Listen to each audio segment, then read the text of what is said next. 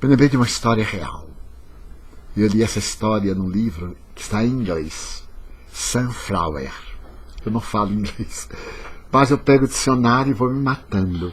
Não sei a pronúncia, porque pronúncia de baiano, o baianês eu falo perfeito.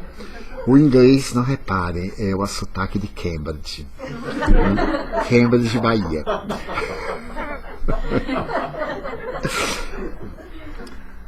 Ele foi considerado o maior perseguidor de nazistas e conseguiu encontrar os mais cruéis nazistas que sobreviveram à Segunda Guerra Mundial.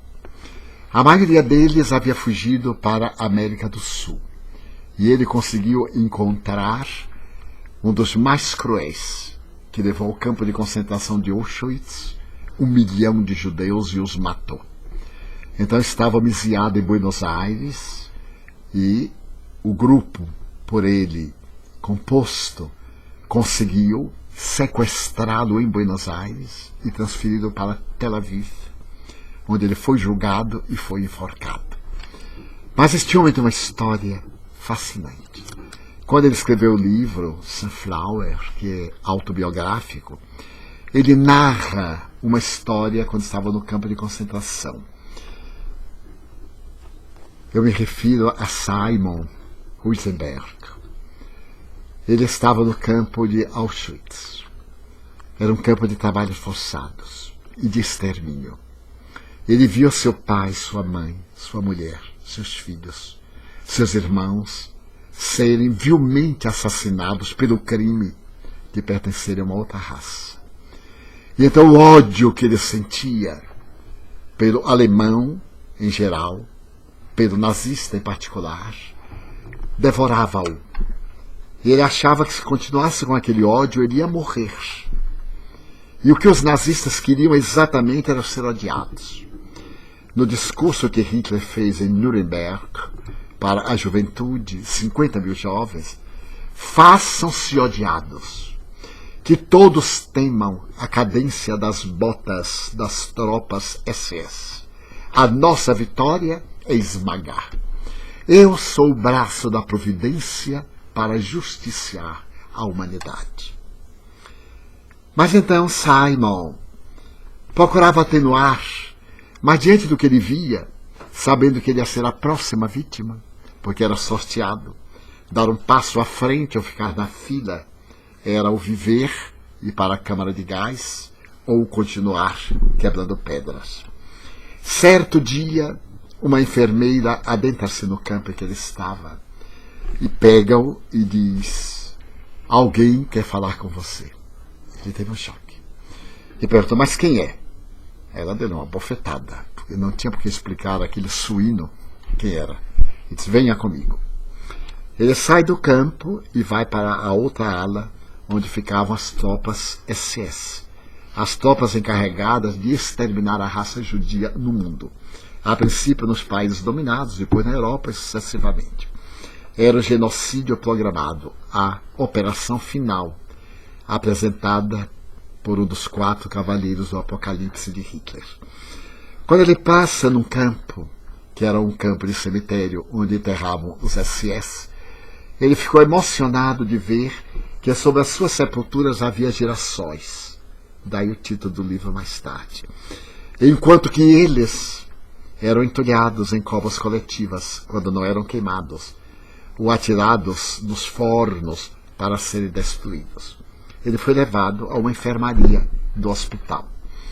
E chegando à enfermaria, ele foi levado até um jovem soldado, que estava com ataduras. Ele havia sido vítima de uma explosão e um incêndio, mas a boca podia mover-se e ele podia ver os olhos azuis do rapaz. Era um rapaz de aproximadamente 22 para 24 anos. Então a enfermeira disse: sente-se, ele quer falar com você. O jovem tateou no ar com a mão e ele se afastou um pouco. Mas o jovem segurou-lhe a mão. Então alguém de uma tropa SS pegar a mão de um judeu era o máximo da degradação humana. Mas o jovem estava com a mão muito úmida, a sudorese fria, gordurosa. e estava nos estertores da agonia. Com muita dificuldade, o jovem disse-lhe: "Você é judeu?" Perguntou-lhe. "Sim, sou judeu." O nó da garganta e o ódio, porque ele sabia que o jovem era da SS.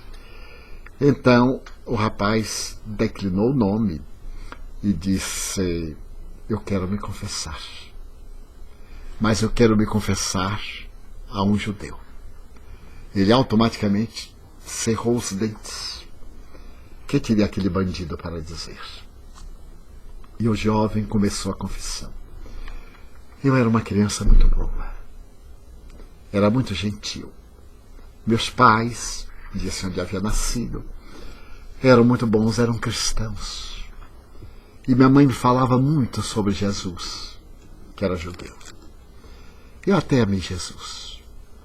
Eu era tido como um menino bom e um rapaz muito bom.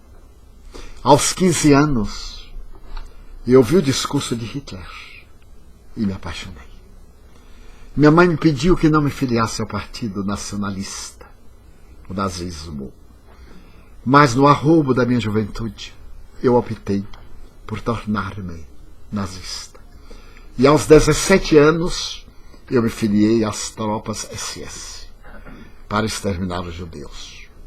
Agora eu estou morrendo. Estou morrendo e queria confessar-me a um judeu para pedir perdão. Gostaria tanto que os judeus me perdoassem. Porque houve um momento na minha vida que não se apagou. Nós chegamos a um lugarejo de uma aldeia judia e conseguimos reunir todos os judeus. Mulheres, crianças, idosos, jovens. Eram quase 300. Colocamos numa casa de madeira. Fechamos as portas. Colocamos as metralhadoras de frente. Ateamos fogo na casa. Se eles fugissem, eram metralhados. E eu então fiquei a alguns metros, vendo a casa incendiar-se e ouvindo os gritos de todos eles sendo carbonizados lentamente, asfixiados. Era para mim um prazer.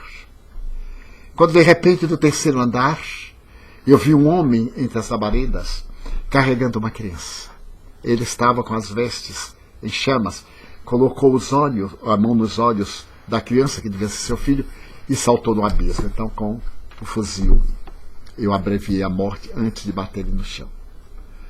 E logo depois apareceu uma mulher em chamas, que pulou também. Mas o que me impressionou foi um jovem de 12 anos aproximadamente. Simon Wiesenthal estava com o ódio num crescendo. E ao invés de ter compaixão, sentia mais rancor. Eu olhei bem para o jovem que me olhou lá de cima, entre as labaredas. Então eu vi quando as labaredas iam chegando ao rosto e ele pulou. Com um tiro certeiro, eu o fiz cair. Ele deu um grito. E aquele grito ficou na minha mente. Já se passaram alguns anos, 2 anos ou 3. E hoje eu me arrependo tremendamente, porque voltei a Jesus. Arrependo-me e queria lhe pedir que me perdoasse. Só o judeu me pode perdoar. Você me perdoa? Simon permaneceu silencioso. Aquele era o assassino do seu povo. Ali estava o monstro pedindo perdão porque estava morrendo. Ele ficou calado. Não disse nada. E o rapaz morreu segurando a sua mão. A enfermeira veio e disse: ele deixou-lhe os bens. Não quero. Não quero nada. Mas acabou a guerra. E Simon sobreviveu. Mas aquele jovem alemão também ficou na sua mente. E ele não sabia se perdoava ou se não perdoava. Mas como o jovem falou com muita ternura sobre seus pais, ele foi procurá-los. Os pais moravam numa aldeia que estava destruída. E ele encontrou ainda a mãe do rapaz. Sentou-se, pediu-lhe licença para conversar e falou-lhe que o seu filho havia morrido, segurando-lhe a mão. Não entrou em detalhes. Ela, chorando, disse: era tão bom, meu filho. Como ele era bom. Espero que ele não tenha feito nada de degradante, apesar de pertencer às tropas ACS.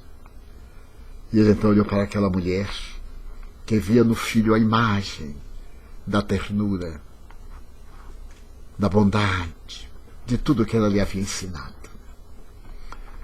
Então, este é o prefácio do livro, em outras palavras, bem se vê. Eu gostaria de fazer uma pergunta e deixar a pergunta para cada um. Você perdoaria? Então, essa pergunta é muito importante para nós, porque a nova proposta do Evangelho de Jesus é perdoar. Perdão e não retaliação. Perdão e absolvição.